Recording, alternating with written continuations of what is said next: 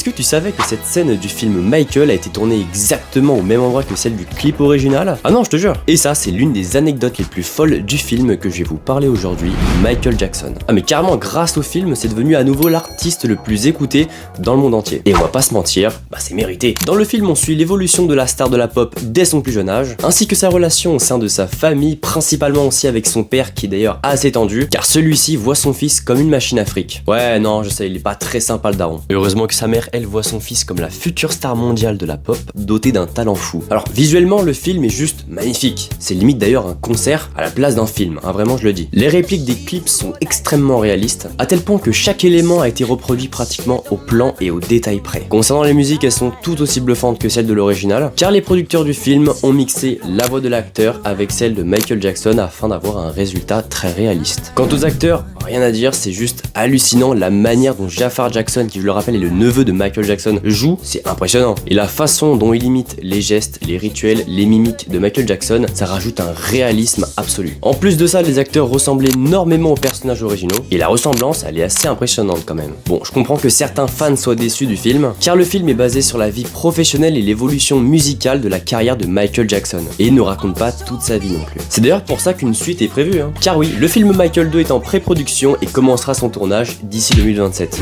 Bref, pour un biopic sur une star de la pop internationale, je lui mets la note de 16 sur 20.